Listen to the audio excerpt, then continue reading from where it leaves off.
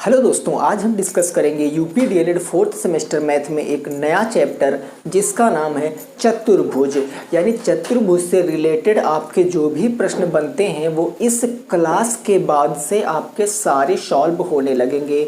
सबसे पहले देखेंगे चतुर्भुज क्या होता है, उसके प्रकार क्या होते हैं, और मेन पॉइंट ये है कि हमारे सिलेबस में किस टाइप के चतुर्भुज को हमको पढ़ना है। माने चतुर्भुज तो बहुत प्रकार के होते हैं, लेकिन कुछ उसमें से आपको एवॉइड कर देना है, जो है वो ही आपको पढ़ना है। तो आइए स्टार्ट करते हैं। सबसे पहले मैं आपसे अगर पूछूं कि क्वाड्रिलेटरल क्या होता है, चतुर्भुज क्या होता है, तो आप कहोगे सर कोई भी अगर आप एक फिगर बना दो, कैसा भी अगर आप एक फिगर बना दो जिसमें चार भुजाएं हों, वही चतुर्भुज होगा।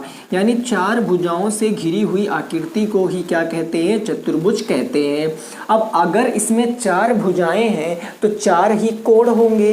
भाई एक ये वाला कोण होगा, एक ये वाला कोण होगा, एक ये कोण होगा और एक ये कोण होगा।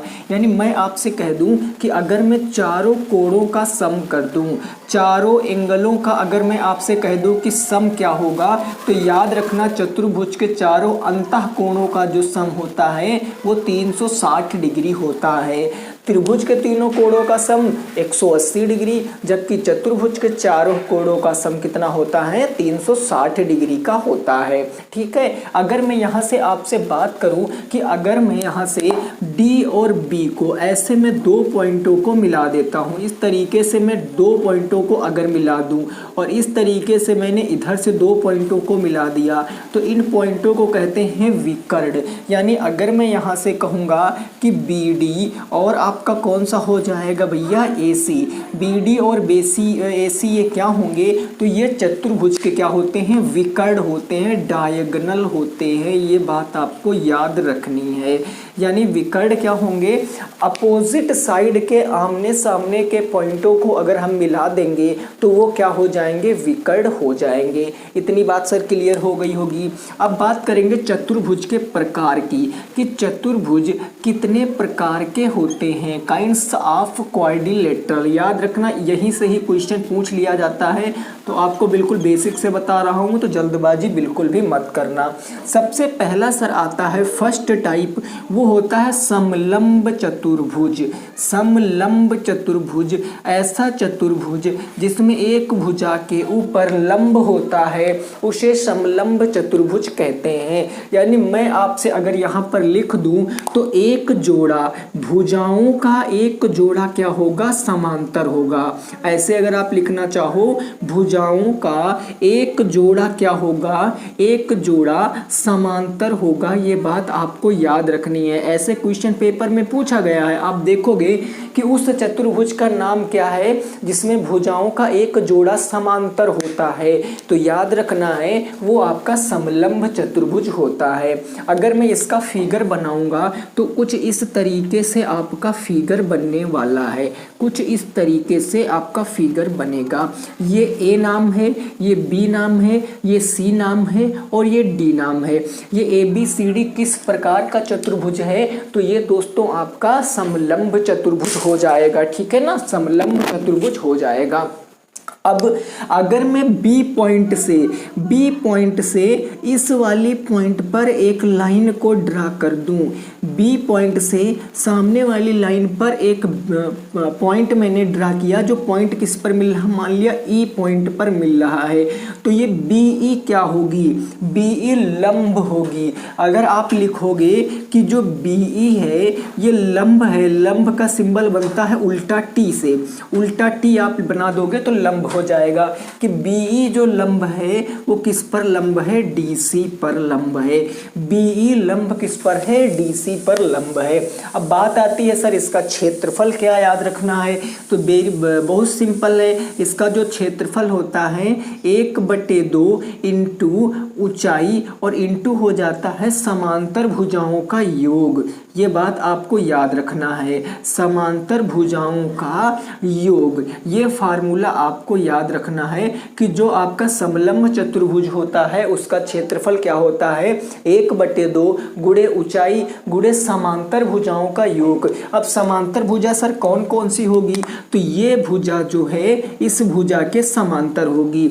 समांतर भुजाएं वो भुजाएं होती हैं जिनके बीच की दूरी कभी भी घटती बढ़ती नहीं है, हमेशा बराबर रहती है, वे आपका होता है समांतर भुजाएं। ठीक है सर, कोई दिक्कत नहीं। अगर मैं इसके परिमाप की बात करूंगा कि इसका परिमाप क्या होगा, तो परिमाप होता है सभी भुजाओं का योग। परिमाप भैया वही है फार्मूला कल जो बताया था, सभी भुजाओं का योग ही क्या होगा, यही हो जाएगा आपका परिमाप। बोलो इतनी बात आपको क्लियर समझ में आ गई होगी, कोई दिक्कत नहीं। ये होता फर्स्ट टाइप का समलंब चतुर्भुज। दूसरा जो आपका बनता है सेकंड पार्ट, वो होता है सर सम चतुर्भुज। सम चतुर्भुज आपका बनता है। ये सम चतुर्भुज क्या होता है, ऐसा चतुर्भुज जिसकी सारी भुजाएं क्या हों, बराबर हों, ऐसे आपका फिगर बनेगा। यानी मैं आपके सामने फिगर की बात करूं तो कुछ इस तरीके से आपका फिगर बनने वाला है।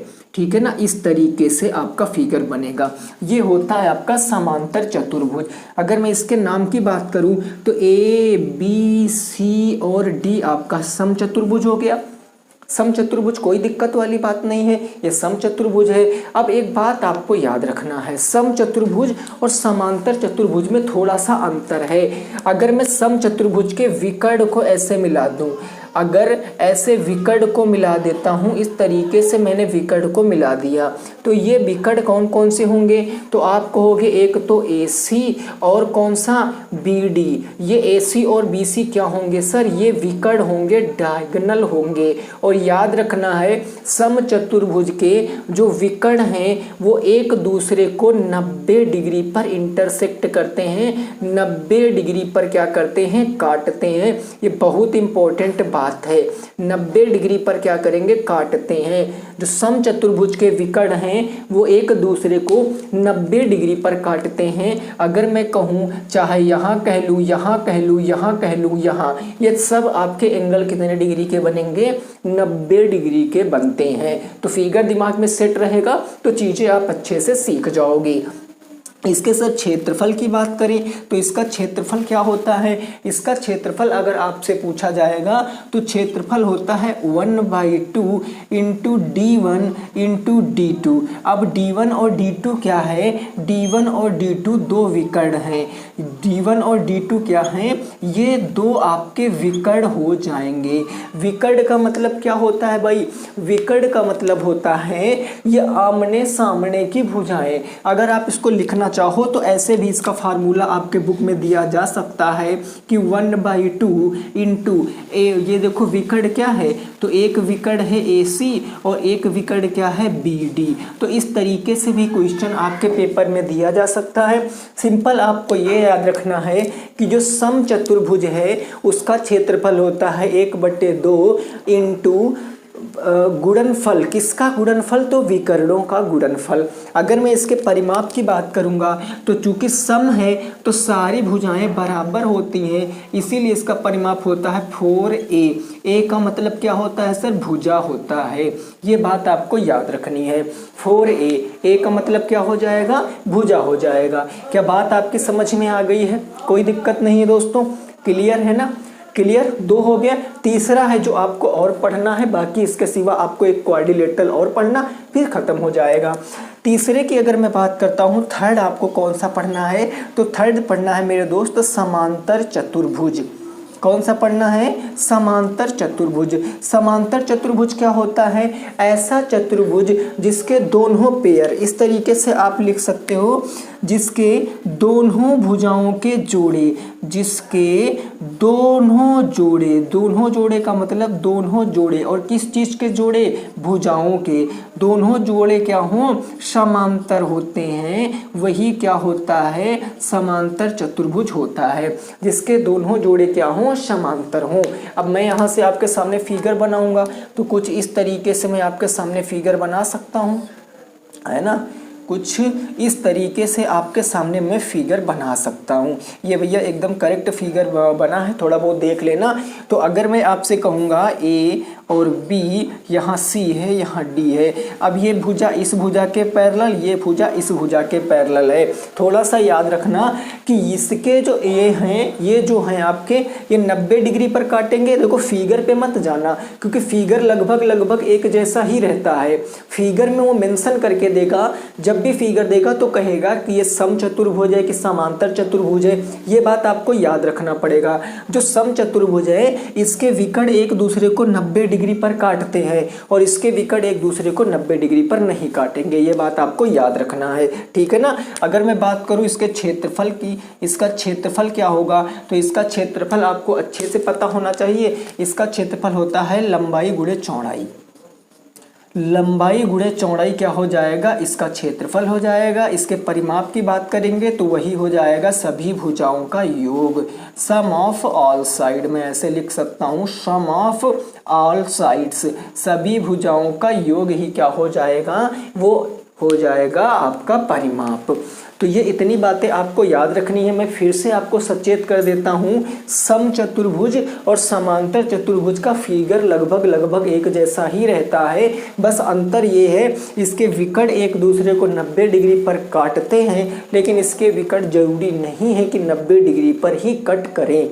जब कट करेगा तो वो क्वेश्चन में मेंशन करके देगा। मैं कराऊंगा क्वेश्चन, नो डाउट आप कंफ्यूज नहीं होंगे, ठीक है।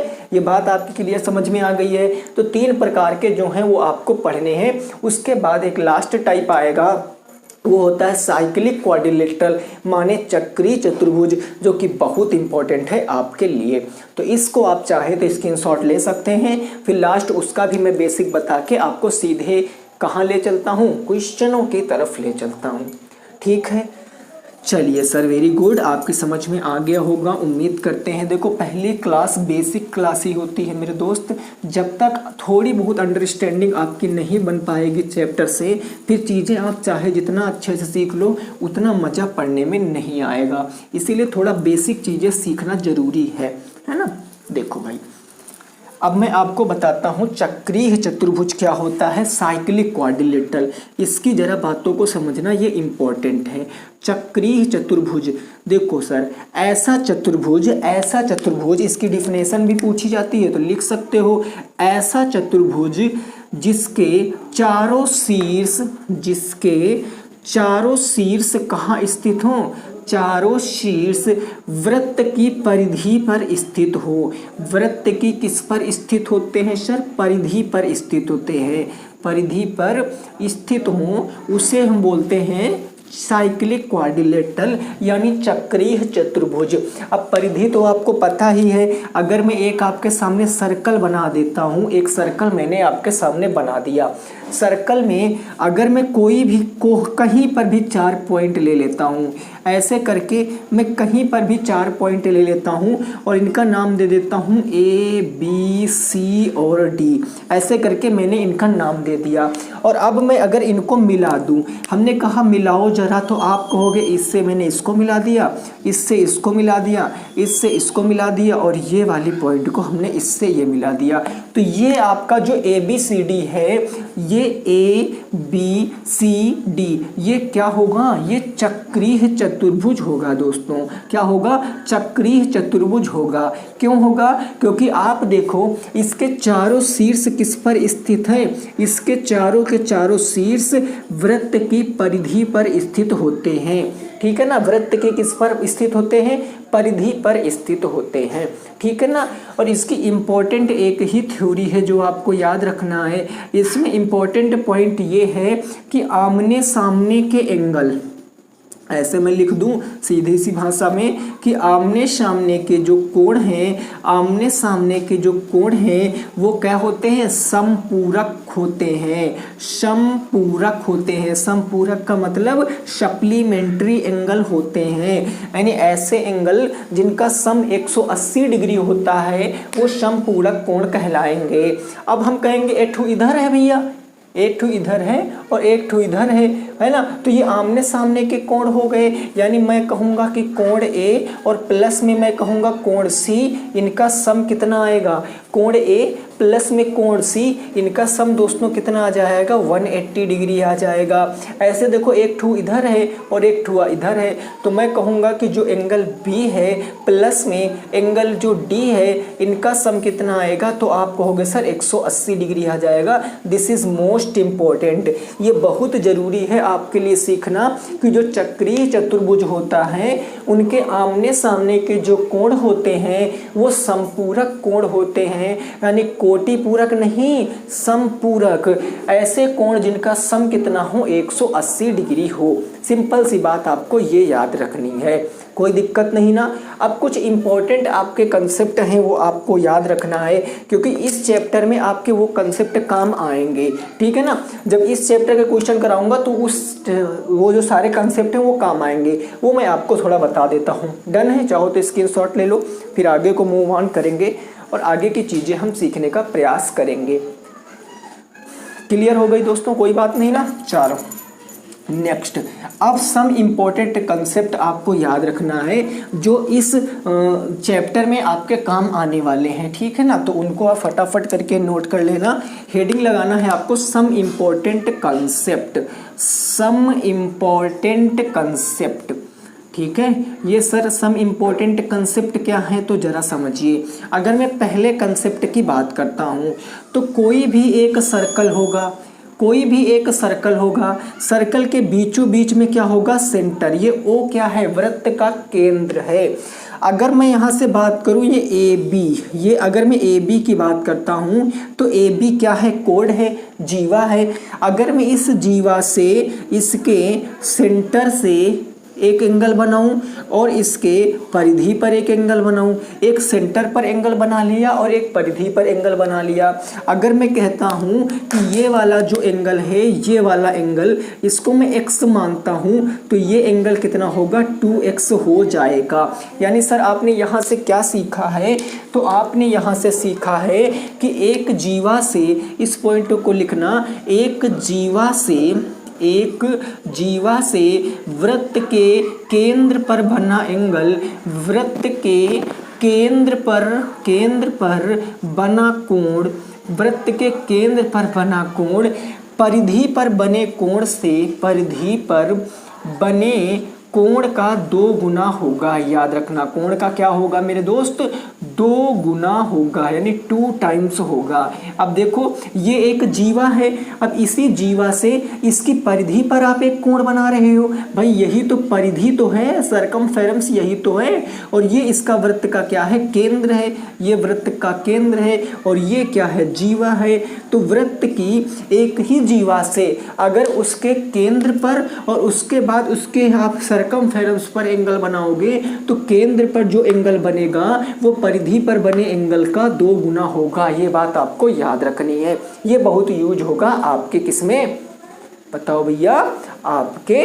क्वेश्चनों में, ठीक है। आओ जरा दूसरा कंसेप्ट क्या होता है सर, दूसरा कंसेप्ट ये होता है कि मान लिया कोई सा भी सर्कल है, ऐसे करके कोई सा भी सर्कल है, ये सर्कल का सेंटर हो जाएगा।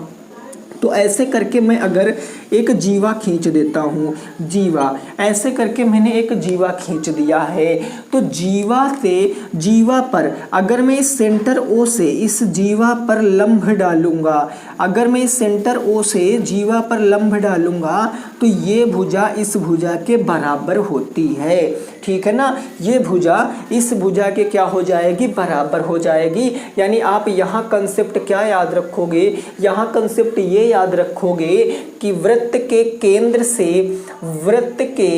केंद्र से सेंटर से डाला गया लंब, सेंटर से जीवा पर डाला गया लंब, जीवा पर डाला गया जो लंब होगा वो क्या होगा, जीवा को 2 बराबर भागों में विभाजित करेगा, जीवा को 2 बराबर भागों में विभाजित करेगा। बात क्लियर हो गई भैया, भागों में डिवाइड करेगा, विभाजित करेगा, ये बात आपको याद रखनी है। अभी आप देखना कितने सारे क्वेश्चन आपके बुक में मिलेंगे जिसमें ये सारी थ्योरम आपको लगेगी और वहाँ पर आप चीज़ों को फिर सीख नहीं पाओगे। बात क्या इतनी समझ में आई है दोस्तों, कोई परेशानी नहीं है ना, क्लियर हो गई है बात। डन है इतनी बात सर? आओ जरा, हैं और भी इसमें थ्योरम और भी है, लेकिन आपको ज़्यादा नहीं पढ़नी है, आपको मैं पजल नहीं करूँगा, क्योंकि मेरा मकसद है आपको चीज़ें सिखाना। उतना ही पढ़ाऊँगा जितना आपके सिलेबस का पार्ट है, ज़्यादा डीप नॉलेज नहीं लेना, क्योंकि मेरा मकसद है कि इस बार आपका बैक पेपर निकल पाए। तो अभी मैं थोड़ा सा कोशिश करता हूँ चीज़ें पॉइंट टू पॉइंट समझाने की। उसके बाद क्या होगा, जब मॉक करेंगे तो हम धीरे धीरे मॉक में अच्छे अच्छे और थोड़े अपने पास के क्वेश्चन कराने लगूंगा, ताकि आप धीरे धीरे सीख जाओगे, प्रैक्टिस में आ जाएंगी चीज़ें, जहन में आ जाएंगी, तो आप चीज़ों को बना पाओगे। ठीक है सर, इतनी बात क्लियर हो गई है, कोई दिक्कत नहीं है। अब मैं सीधे एग्जाम्पल पर पहुंचता हूं और एग्जाम्पल को समझाने की कोशिश आपके पास करता हूं। दोस्तों, आज मैं एक भी क्वेश्चन आपके बुक का नहीं कराऊंगा, क्योंकि पहली क्लास आप सभी को पता है कि टोटली बेस्ड होती है इसी के कंसेप्ट को बिल्ड करने के ऊपर।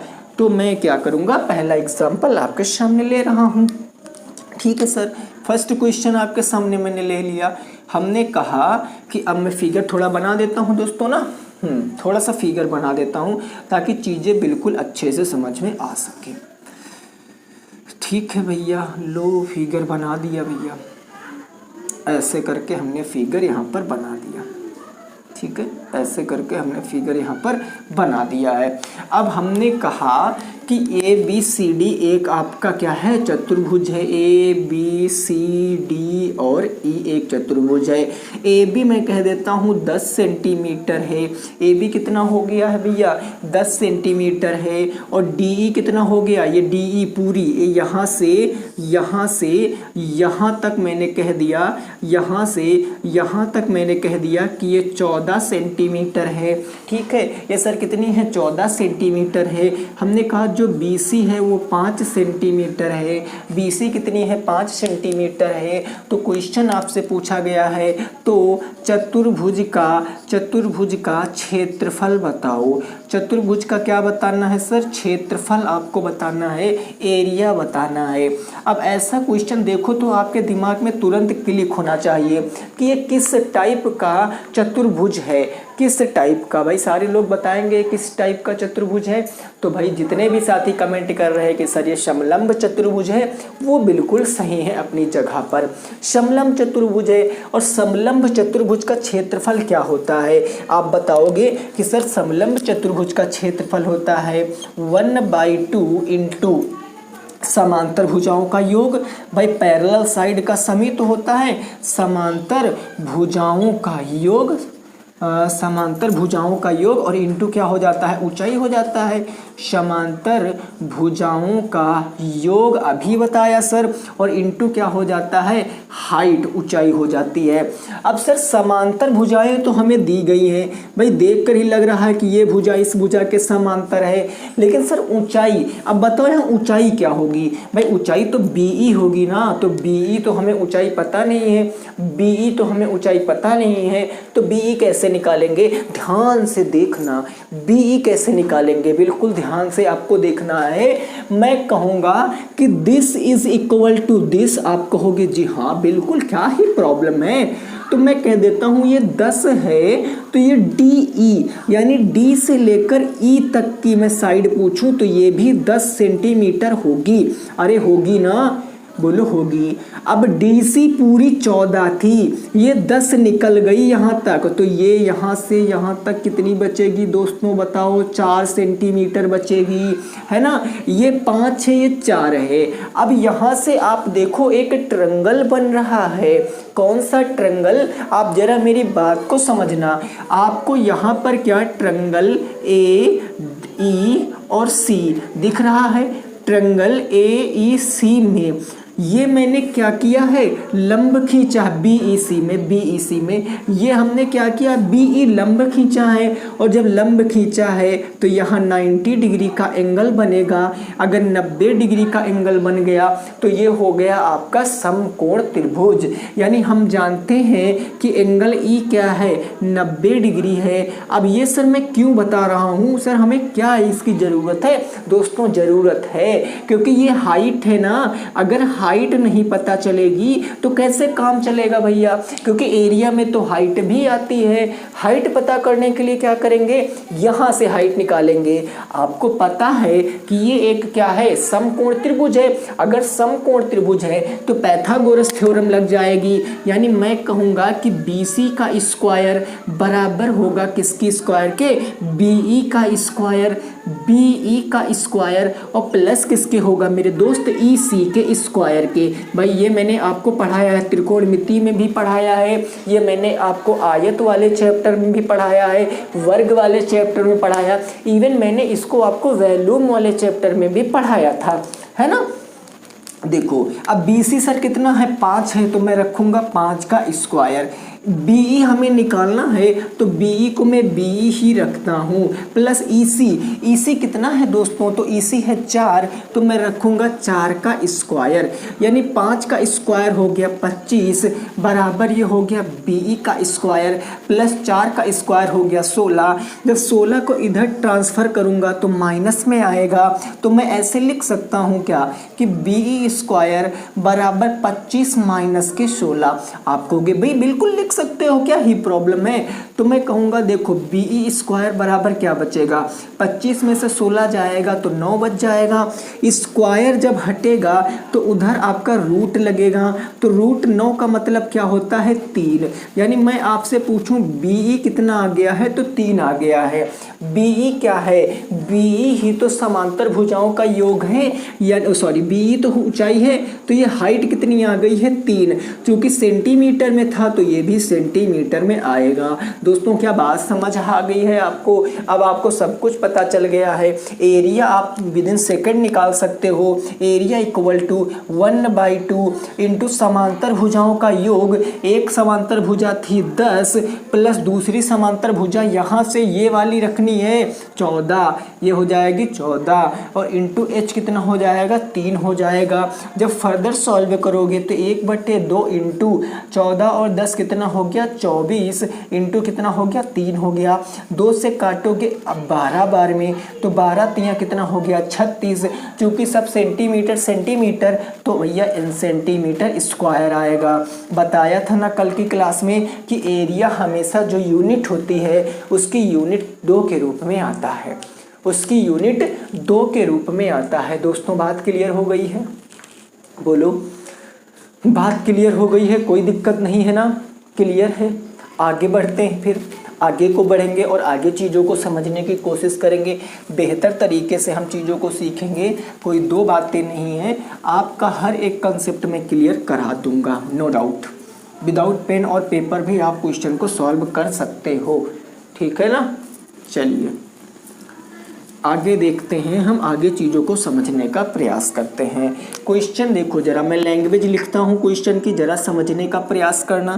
क्वेश्चन कुछ इस तरीके से है कि एक समचतुर्भुज, एक समचतुर्भुज का विकर्ण, एक समचतुर्भुज का विकर्ण, एक समचतुर्भुज का एक विकर्ण कितना है, 24 सेंटीमीटर है, 24 सेंटीमीटर है, कोई दिक्कत नहीं।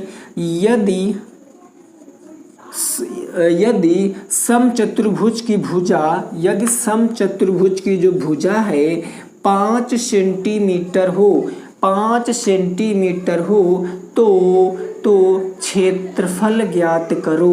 क्या ज्ञात करो दोस्तों, क्षेत्रफल ज्ञात करना है। बताइए कैसे लगाओगे इस प्रश्न को, आप हमें एक बार वीडियो को रोक कर बताइए। समचतुर्भुज है, ट्रेपीजियम है, तो आपको इसको सॉल्व करना पड़ेगा। सॉल्व करोगे, कैसे आएगा इस क्वेश्चन का सही जवाब हो आप बताओगे। कहोगे सर ये समचतुर्भुज है, तो समचतुर्भुज के लिए क्या करेंगे, एक फिगर बना लेते हैं भाई, फिगर बना लेते हैं ना, क्या ही प्रॉब्लम है। तो आओ जरा फिगर बनाते हैं, ऐसे ऐसे और ऐसे और ऐसे। हमने एक समचतुर्भुज बना लिया।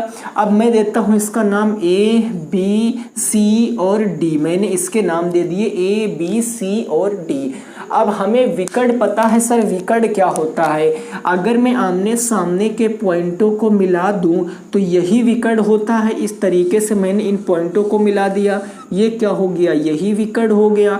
तो अगर आपको एक विकर्ण दिया गया है कितना? 24 सेंटीमीटर, तो ये आपको मान लिया बी और डी, मान लो कोई भी भुजा मान लो, मान लिया बी डी आपको कितनी दी गई थी? 24 सेंटीमीटर दी गई थी। और अभी मैंने बताया कि जो समचतुर्भुज के विकर्ण होते हैं वो एक दूसरे को बराबर बराबर विभाजित करते हैं।